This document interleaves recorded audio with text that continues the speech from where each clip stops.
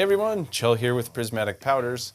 Today we're going to show you how to get that distressed or antiqued look with powder. It's a simple process that anyone can do, and you only need a couple tools that are very common. A paintbrush and an old Scotch Brite pad. So if you want to make something new look old, or something old look older, this is a good way to do that with powder.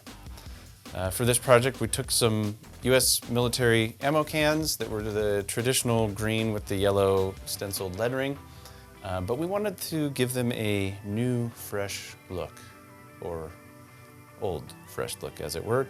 But basically, we wanted to make it look like the cans are made of brass and that the paint is wearing away and exposing that brass underneath.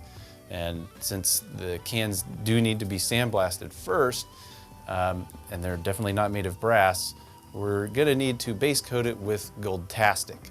And that's gonna give that brassy look. And then on top of that, we'll put mushroom.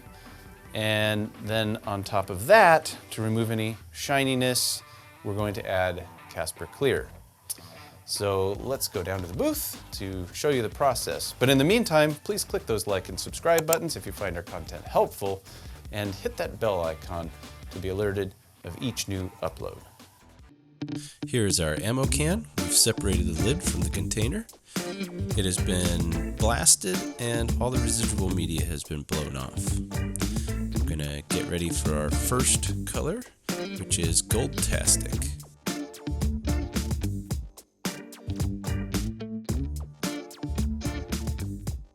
So I'm gonna spray out a solid base coat at about 2.5 to 3 mils. I wanna get everything covered. I don't want any light spots.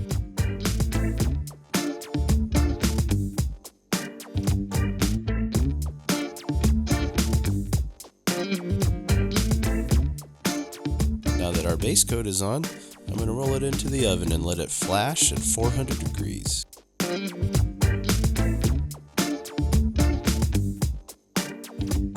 With our base coat flashed, we're just going to let it sit and cool down while we load up our next color, which is mushroom. Mushroom is kind of a gray-green, similar to the OD green that the military uses, but it is a bit more gray. We'll be spraying out our next layer at about the same thickness, 2 to 3 mils.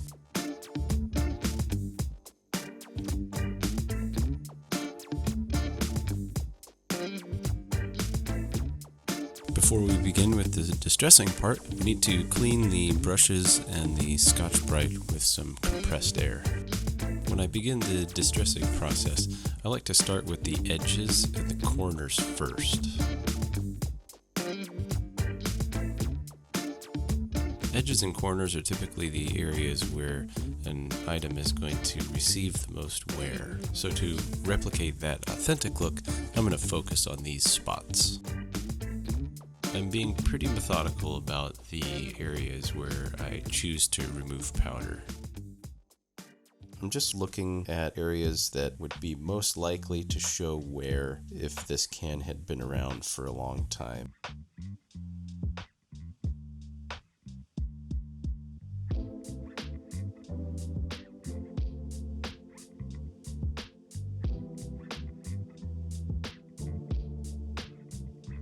As we get into using the Scotch Brite, the main purpose is to blend.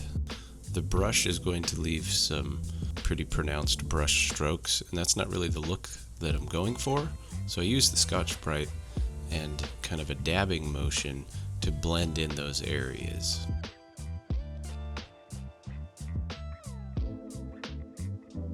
I will be carrying over the same processes when I get over to the actual can, working on the edges and the corners first, starting with the brush, and then blending with the Scotch Brite. I'm not looking to create any symmetry, so each corner is going to look a little different than the others.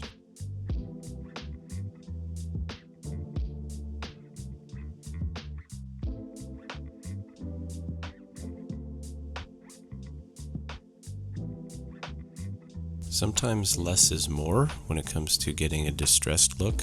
It's easy to go too far, so just take your time and know when to stop.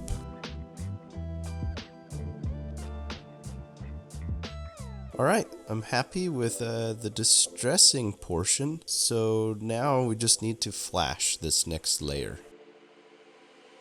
Mushroom is also going to flash at 400 degrees, and then we'll be moving on to our clear coat. Now that the next layer is flashed, you can see how glossy mushroom is. And I don't want the glossy look, so Casper Clear is going on next. Casper Clear is a flat clear, so that's going to remove any of that shine. However, I want to expose the Goldtastic. This is a little difficult because clear coats don't go on clear, they go on white. So do yourself a favor and take a cell phone image of your project before you apply the clear. That way you can refer to it before you get into this final step. Carefully remove powder from the edges and remove powder from the corners. This can be a little tricky, as I mentioned before, of just keeping track of the areas that we had previously exposed the Goldtastic layer. I'm probably not going to get this perfect, but I want to get it as close to perfect as possible.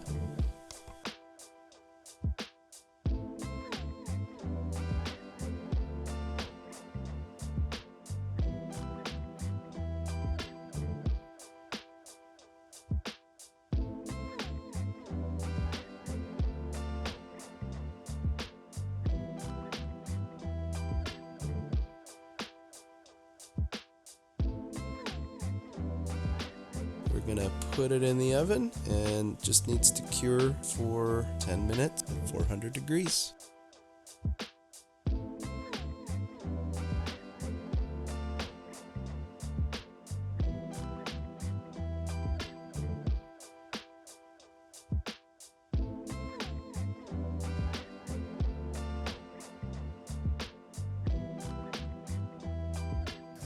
All right, well that's gonna do it for today's video.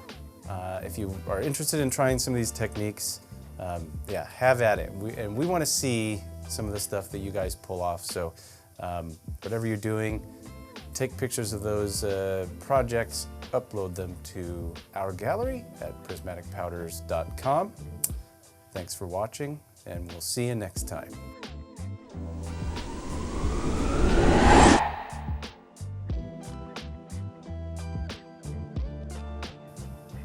Actually, you'll see us next time.